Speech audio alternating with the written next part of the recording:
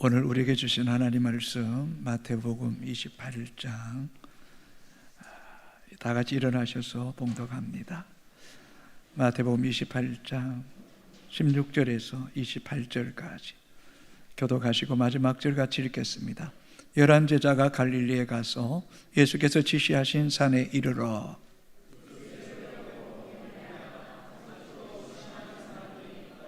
예수께서 나와 말씀하여 이르시되 하늘과 땅의 모든 권세를 내게 주셨으니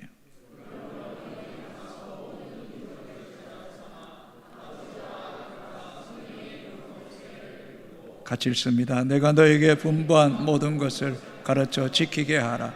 볼저다 내가 세상 끝날까지 너희와 항상 함께 있으리라 하시니라. 아멘.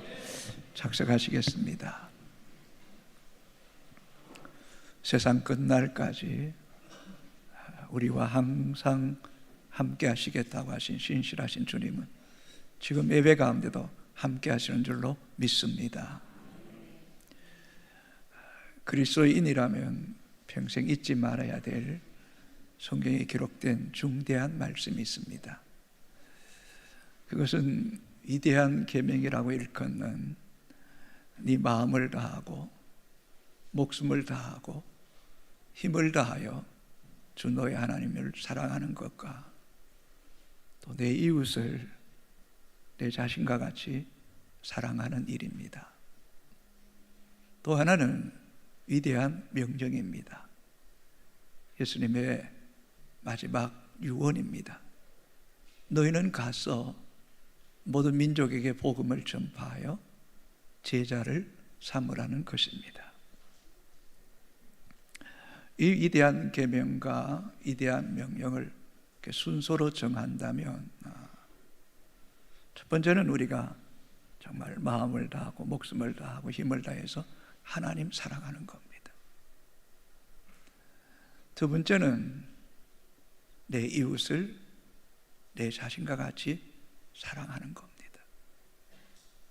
세 번째는 사랑하는 이웃에게 예수 생명, 예수 복음 전하는 것입니다. 근데 많은 성도들이 하나님을 사랑하는 곳에만 머물러 있는 성도들이 너무 많다는 겁니다. 그로 인해 세상으로부터 비난과 조롱을 받습니다. 우리는 주님의 사랑받은 주의 백성으로서 내 이웃을 내 자신과 같이 사랑하는 일에 우리의 마음과 시간과 물질을 쏟아야 됩니다. 그런 마음과 사랑이 소통될 때에 예수의 복음이 흘러 들어가게 되는 역사가 있게 되는 겁니다. 이웃을 향한 사랑이 어떤 진정성, 어떤 신뢰가 구축되지 않으면 복음이 이렇게 거부당하게 된다는 사실을 우리는 잊지 말아야 됩니다. 그래서 교회라는 것은 이 위대한 계명과 이 위대한 명령의 두 기둥을 축으로 해서 균형 잡힌 신앙생활하는 것이 교회의 본질이고 또 성도에게 주어진 최고의 사명임을 우리는 늘 기억해야 됩니다. 이게 잘 되지 않으면 교회가 세상으로부터 비난받게 되고 성도가 성도로서의 삶을 합당하게 살아가지 못하는 겁니다. 오늘 본문은 부활하신 예수님께서 40일 동안 이 땅에 계시면서 마지막으로 제자들에게 주신 말씀입니다. 우리 19절 20절 같이 읽습니다. 그러므로 너희는 가서 모든 민족을 제자로 삼아 아버지와 아들과 성령의 이름으로 세례를 베풀고 내가 너에게 분부한 모든 것을 가르쳐 지키게 하라. 볼지어다 내가 세상 끝날까지 너희와 항상 함께 있으리라 하시니라. 아멘. 마지막 예수님의 유언입니다. 또 이 본문을 두고 제자들에게 주신 대위임령이다 라고도 말합니다. 이렇게 가정에도 부모의 마지막 유언을 귀담아 듣고 마음에 새기고 따르게 됩니다. 직장에도 위에 상사가 있으면 그 상사의 권위를 순복하고 따르는 것이, 그것이 지혜입니다. 요즘 세계 전쟁으로 인하여서 마음이 몹시 안타깝지만 군인은 명령에 죽고 사는 것이 군인입니다. 그렇다면 창조주요, 역사의 주권자요, 내 삶의 주인이고 내 인생의 구주가 되시는 그분의 명령을 우리는 귀담아 듣고 그것을 지키는 것은 마땅한 일이라고 생각합니다. 예수님은 제자들에게 이런 위대한 명령, 마지막 유언만 남기신 것은 아닙니다. 또는 이런 위대한 명령을 수행할 수 있도록 하나님께서 예수 그리스도에게 하늘과 땅의 모든 권세를 내게 주셨다라고 말씀합니다. 18절입니다. 예수께서 나와 말씀하여 이르시되 하늘과 땅의 모든 권세를 내게 주셨으니, 우리가 어떤 명령을 수행할 때에 그 명령을 주신 분이 누구인가를 잘 알아야 됩니다. 우리에게 주신 명령을 주신 분이 명확하게 알 때에, 누군가인가를 알 때에 우리 인생의 운명, 또 우리의 영원한 삶이 결정되기 때문입니다. 너희는 가서 모든 민족으로 제자를 삼으라고 말씀하신 그 주님은 하늘과 땅의 모든 권세를 가지고 계시고 또 세상 끝날까지 우리와 항상 함께 하시겠다고 약속하신 주님입니다. 말씀대로 하늘과 땅의 주인입니다. 상천하지에 온 만물의 주인이시고 손에 권세와 능력이 한없으신 그분의 엄중한 명령 앞에 우리는 반응해야 될 것입니다. 그러나 우리가 주의 복음을 전하는 삶의 현장은 만만치 않습니다. 세상이 우리를 환영하고 복음을 받아들이기는커녕 오히려 우리를 조롱하고 멸시하고 핍박하고 때로는 생명의 위협을 받기도 합니다. 이 세상은 어둠에 속한 공중권세 잡은 사단의 통치 아래 있습니다. 그래서 세상은 갈수록 악해져 갑니다. 음란합니다. 잔인합니다. 포악합니다. 끔찍합니다. 그래서 죄로 타락한 인생은 빛보다 어두움을 더 좋아합니다. 그래서 빛 대신 예수 그리스도를 거부하는 것, 어쩌면 당연한 일입니다. 그러나 이러한 세상만 바라보고 그리스도인들이 두려워하거나 복음 전하는 일을 중단해서는 안 된다는 것입니다. 예수님은 우리의 전도의 사역의 현장이 얼마나 치열하고 또 무서운 것인가를 알고 계십니다. 그래서 예수님께서 양을 이리 가운데 보낸 것 같다. 양은 이리의 밥이 되고 맙니다. 그러면서 예수님께서 뱀같이 지혜롭고 비둘기같이 순결하라고 말씀만 하셨을 뿐만 아니라 양이 이리 앞에 있을 때에 우리를 홀로 두는 분이 아니라는 것입니다. 하늘과 땅의 모든 권세를 가지신 그분이 항상 우리와 함께 한다는 사실을 우리는 잊지 말아야 됩니다. 나라가 군인을 전쟁터에 보낼 때에 국가는 그 군인에게 필요한 모든 것을 다 책임지는 겁니다. 이번 중국 항저우 아시안 게임에도 국익을 위해서 나간 선수들의 필요한 모든 것을 국가가 책임집니다. 메달의 색깔에 따라서 연금과 또 포상금이 달라지고, 특히 남성들은 그 메달을 따게 되면 군 복무 면제라는 특혜를 얻게 됩니다. 이와 마찬가지로 주의 복음을 위해서 일할 때에 주님은 반드시 주의 백성들과 함께 하신다는 겁니다. 여러분을 홀로 보내지 않는다는 겁니다. 누가복음 9장 1절은 이렇게 기록하고 있습니다. 같이 읽습니다. 예수께서 12제자를 불러 모으사 모든 귀신을 제어하며 병을 고치는 능력과 권위를 주시고. 아멘. 제자들을 파송할 때에 그냥 보내지 않았습니다. 모든 귀신을 제어하며 병을 고치는 능력과 권위를 주신 것입니다. 여러분, 우리는 이것을 선포해야 됩니다. 이것을 믿음으로 선포할 때에 일하시는 분은 우리 주님이 일하실 줄로 믿습니다. 그러므로 전도하는 자는 눈에 보이는 전도 대상자만 바라보고 전도하는 것이 아닙니다.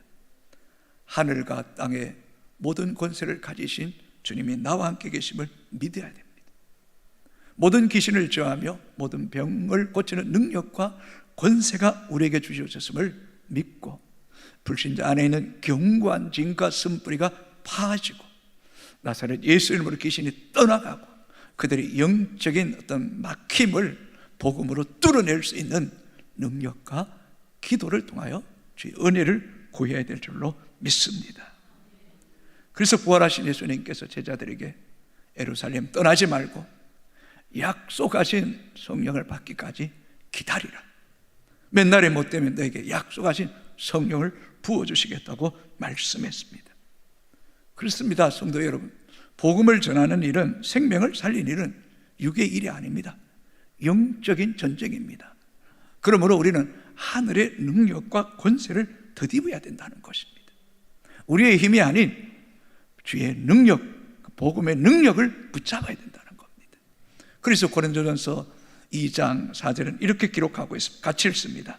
내 말과 내 전도함이 설득력 있는 지혜의 말로 하지 아니하고 다만 성령의 나타나심과 능력으로 하여. 아멘입니까 여러분? 복음 전할 때 내 말과 설득력과 지혜로 안 됩니다. 성령의 나타남이 있습니다. 성령의 능력이 함께 할 때에 전도 대상자의 마음이 열려지고 또 주님께서 그 마음을 만지심에 그 영혼들 우리의 손에 붙여주시고 그 영혼을 주님께 올려드리게 되는 역사를 보게 하실 것입니다. 예수님께서 말씀하신 대로 우리 안에 겨자씨만한 믿음만 있어도 이 산을 옮겨 바다에 빠뜨리시라고 말씀했던 것처럼 우리가 한 영혼을 진정으로 사랑하고 그 영혼을 품고 기도할 때에 주님께서 그 영혼을 이 제단에 심기우는 역사가 있게 하여 주옵소서라는 믿음이 있어야 됩니다. 또는 우리 하나님은 모든 사람이 예수 믿고 구원받기를 원하시는 분이기 때문에 주의 자녀들이 포기하지 않고 끝까지 인내하고 어쩌면 죽는 날까지 기도해 보십시오. 주님이 반드시 일하실 것입니다. 그래서 하나님의 사람들은 믿음을 포기하면 안 됩니다. 기도의 손을 늘어뜨리면 안 된다는 것입니다. 주님의 약속과 또 주님이 모든 사람이 구원받기 원하심에 대한 그 분명한 믿음을 가지고 끝까지 기도할 때에, 구원받을 때까지 기도할 때에 마침내 하나님의 영광을 보게 하실 줄로 믿습니다. 마태복음 28장 19절 같이 읽겠습니다. 그러므로 너희는 가서 모든 민족을 제자로 삼아 아버지와 아들과 성령의 이름으로 세례를 베풀고. 그러므로 너희는 가서, 여기서 너희는 누구일까요? 바로 예수님의 제자들입니다. 예수님은 아무에게나 위대한 명령을 하시지 않았습니다. 특별히 죽음의 권세를 이기시고 부활하신 주님을 직접 배웠고 경배한 제자들에게 말씀하신 것입니다. 16절 17절 같이 읽겠습니다. 11 제자가 갈릴리에 가서 예수께서 지시한 산에 이르러 예수를 배웠고 경배하나 아직도 의심하는 사람들이 있더라. 부활하신 예수님은 11 제자에게 말씀하셨습니다. 그 가운데 의심하는 자도 있었지만 동일하게 명령하셨습니다. 그런데 놀랍지 않나요? 11명의 제자가 하나같이 주님의 위대한 명령 앞에 위대한 헌신을 한 뿐만 아니라 하나같이 순교의 피를 흘렸다는 것입니다. 위대한 명령 앞에 그들은 생명을 들여 헌신했다는 것입니다. 오늘 주일은 바로 우리 부활하신 주님을 만나는 날입니다. 우리는 부활하신 주님을 경배하는 사람들입니다. 그렇다면 부활하신 주님을 경배하고 혹 의심하는 자가 있을지라도 우리 위대한 명령 앞에 순종할 때에 우리의 삶 가운데 부활하신 주님이 함께 하시고 일하시고 오늘도 역사하심을 눈으로 보게 되는 은혜가 있게 되기를 주님의 이름으로 축복합니다. 이 땅에 최초의 선교사로 전도자로 오신 분은 예수 그리스도이십니다. 예수 그리스도는 하나님의 뜻을 이루시기 위하여 하나님과 같은 본체시나 하나님과 동등됨을 취할 것으로 여기지 아니하시고 자기를 비워 종의 형체를 입으시고 십자가에 죽기까지 복종하시고 죽으심으로 우리 한 사람 한 사람을 그리스도의 핏값으로 속죄하시고 우리로 하여금 하나님의 거룩한 자녀가 되게 하시고 구원받게 하신 하나님의 사랑이 우리 한 사람 한 사람에게 물 붓듯이 쏟아 부어졌음을 우리는 잊지 말아야 됩니다. 그리스도께서 그 하나님의 사명 앞에 생명 들여 그 사명을 다 이루었다고 말씀했던 것처럼 우리는 그리스도의 제자로서 그리스도를 본받는 자, 그리스도의 발자취를 따라가야 될 것이 마땅함을 잊지 마십시오. 그래서 주님께서 이렇게 말씀하셨습니다. 요한복음 20장 21절 같이 읽겠습니다. 예수께서 또 이르시되 너에게 평강이 있을지어다. 아버지께서 나를 보내신 것 같이 나도 너희를 보내노라. 하나님 아버지께서 예수님 보내심으로 그 사명 감당하셨던 것처럼 나도 너희를 보내노라고 말씀합니다. 구약 성경은 오라고 말씀합니다. 여호와께 돌아오라. 내가 너희를 고쳐주겠다. 내가 너희를 사메어주겠다. 돈 없는 자도 오라. 목마른 자도 오라. 누군지 오라고 끊임 초청합니다. 그러나 신약 성경에는 그리스도를 만난 자들에게 가라고 말씀합니다. 가서 모든 민족에 복음 전하라고 말합니다. 아버지께서 나를 보내신 같이 나도 너희를 세상에 보낸다고 말씀합니다.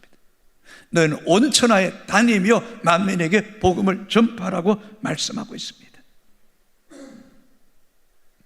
그렇다면 이 가서 보내노라, 온 천하에 다니며 하나같이 동사입니다. 명령행입니다. 머리에 관념으로 머무는 것이 아니라 행동하는 것입니다.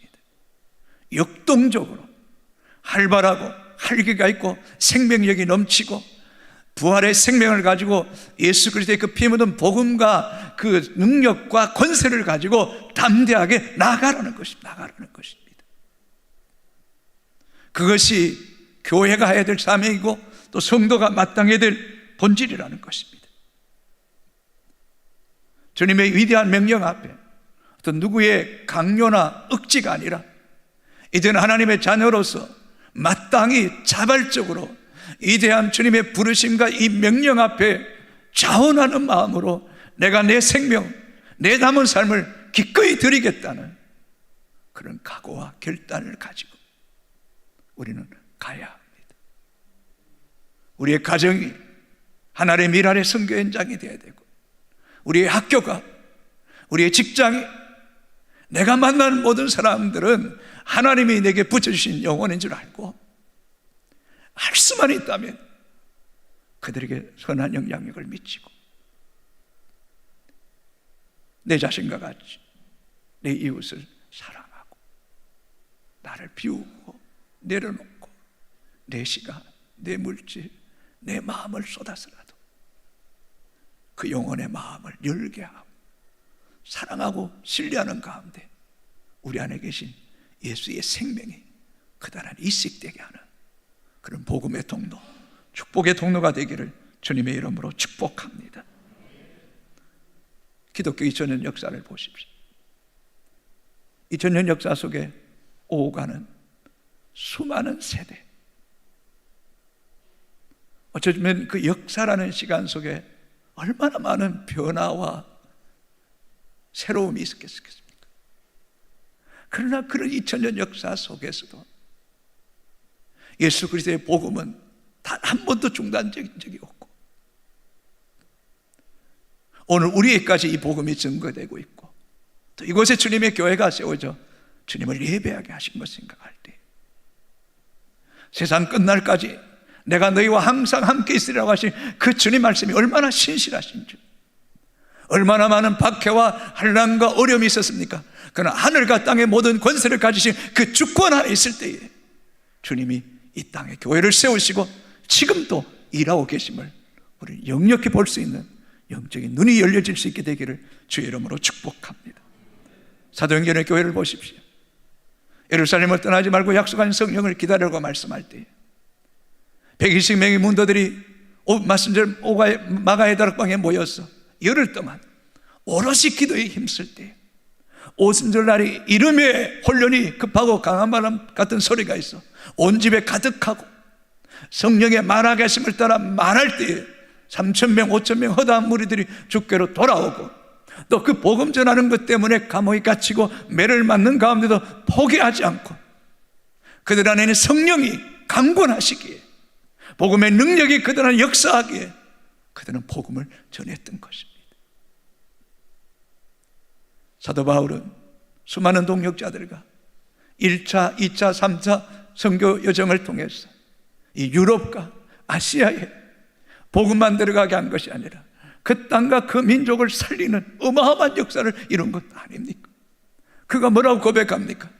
주 예수께 받은 사명, 곧 하나님의 은혜의 복음을 증언하는 일을 마치려 하면 나의 생명을 조금도 귀한 것으로 여기지 않겠노라고, 복음을 위하여 마지막 피 한 방울도 전제로 드리기를 원한다고 고백했던 그의 고백대로 그는 복음을 전하다가 로마에서 칼에 목베임을 당하고 순교의 제물이 되었습니다. 오늘 이 시대만 복음의 선포의 현장이 악하고 배역하고 완악하다고만 생각하지 마십시오.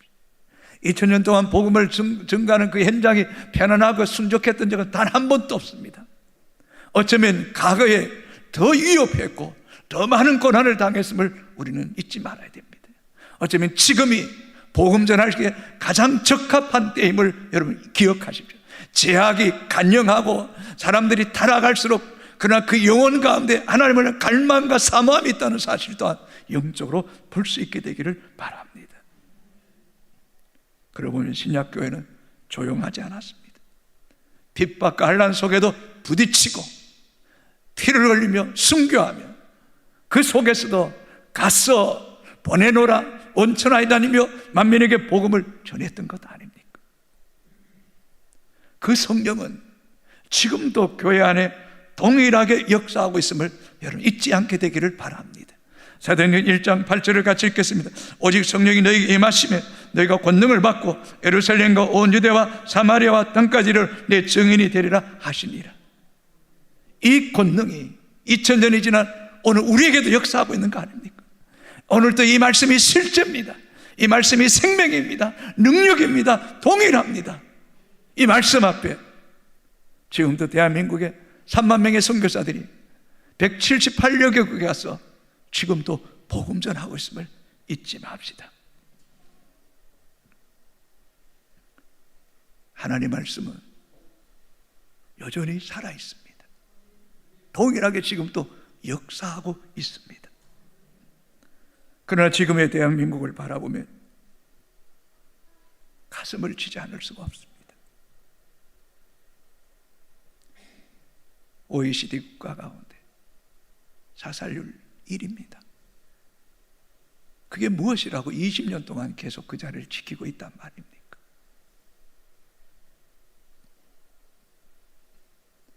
(2022년도) 고독사 한 사람이 3,378명입니다. 가족과 이웃의 무관심에 방치된 채 홀로 죽었음에도 불구하고 아무도 돌아보지 않아서 백골만 남은 그런 사람도 여럿이 있음을 우리가 듣지 않습니까? 얼마나 많은 청소년들이 삶의 소망을 잃어버리고 방황하고 있습니까? 얼마나 많은 사람들이 이 고독과 허무에 빠져서 마음의 병을 앓고 있습니까? 그런데 우리에게 전도할 대상이 없다고요. 그것은 우리가 이웃에 대한, 어쩌면 주님께서 내 이웃을 내 자신과 같이 사랑하라는 이 계명을 너무나 소홀히 여기고 있다는 것 증거 아니겠습니까? 조금만 관심을 가지고 조금만 마음을 열면 우리의 관심과 우리의 사랑과 우리를 통해 예수 생명 듣기를 원하는 영혼들이 너무너무 많다는 사실을 우리는 잊지 말아야 됩니다. 찬송가 503장 1절, 2절, 4절 부르겠습니다.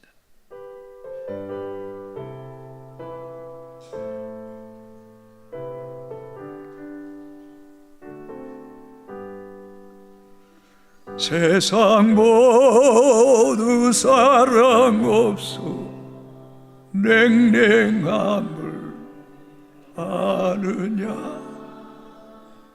곳곳마다 사랑 없어 탄식 소리 뿐일세.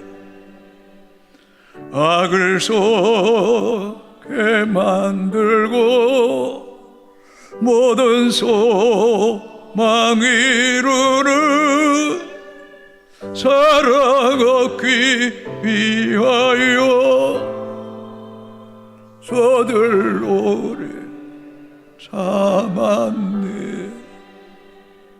사랑 없는 까닭에 사랑 없는 까닭에 사랑 얻기 위하여 저들 3절 부르겠습니다. 어떤 사람 우상 앞에 복을 빌고 있어.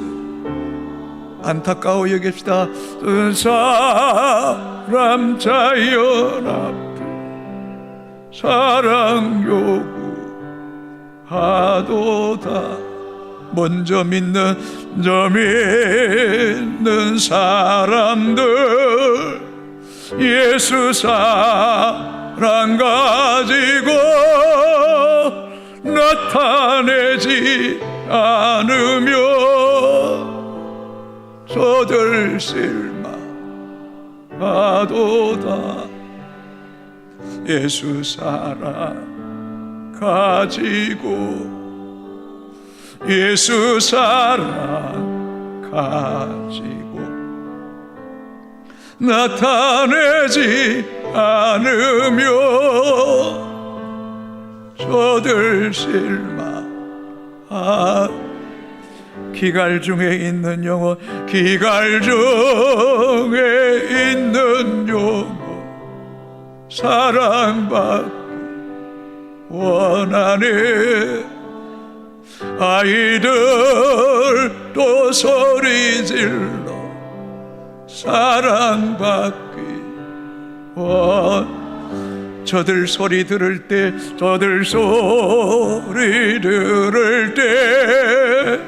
가서도 와줍시다. 만민 중에 나가서 예수 사랑 전하세. 예수 사랑 전하세.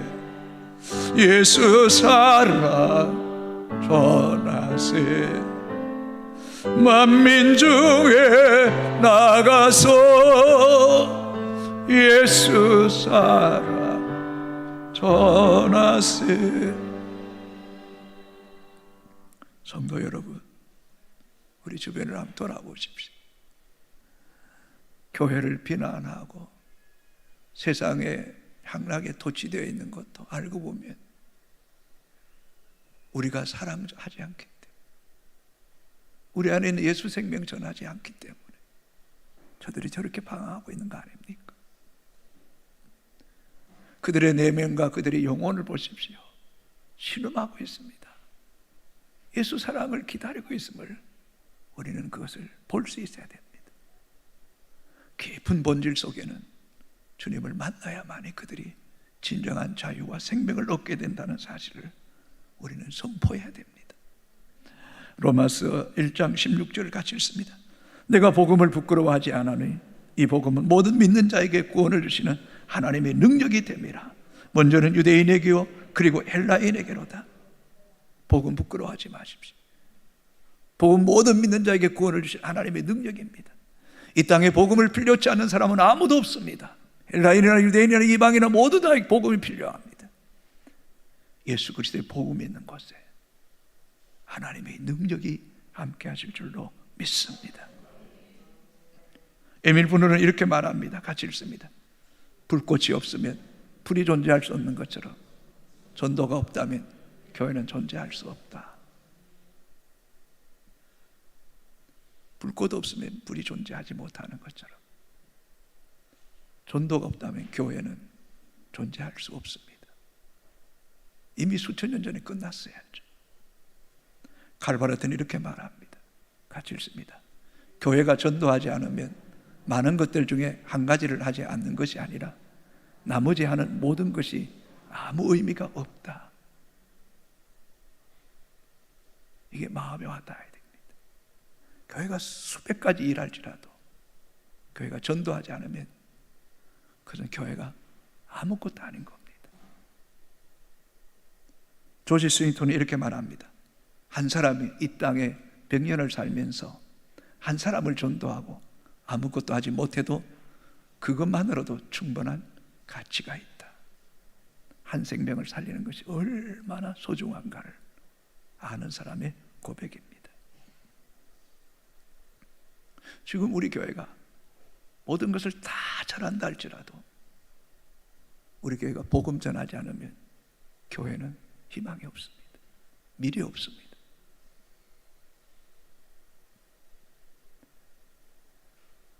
이 가을에 농부가 심지 않고 추수를 기다린다. 그 멍청한 사람이죠.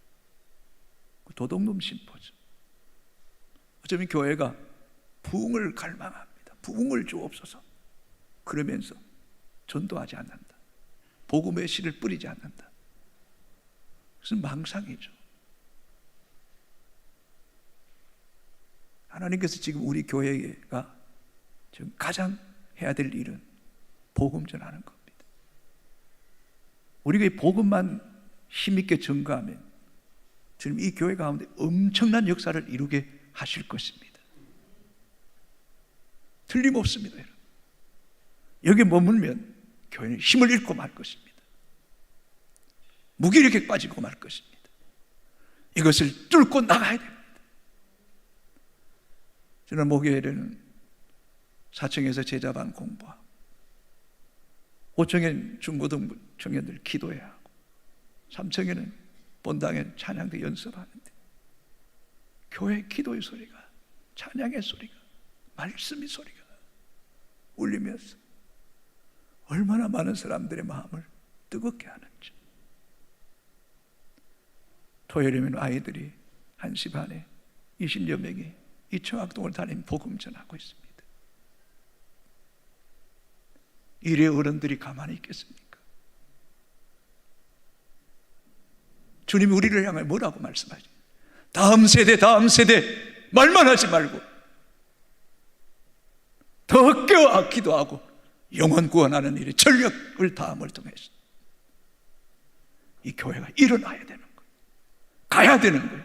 보내놓으라고 말씀하신 이 주님의 엄중한 명령 앞에 반응할 줄 아는 교회, 하나님의 그 위대한 계명과 위대한 명령 앞에 위대한 헌신을 통하여 위대한 교회를 세우는 효성교회가 되기를 주의 이름으로 축복합니다.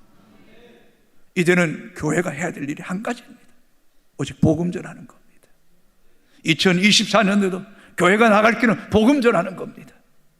이 일에 올인할 때에 여러분이 영원히 하늘의 별과 같이 빛날 것이며 아름답도다 복음을 전하는 자의 발이라고 칭찬하셨던 그 주님의 칭찬이, 그 주님의 임재와 기름 부으심이, 그 약속의 복들이 여러분 가정과 여러분 자녀들 속에 부어지는 은혜가 있게 되기를 주님의 이름으로 축복합니다. 축복합니다.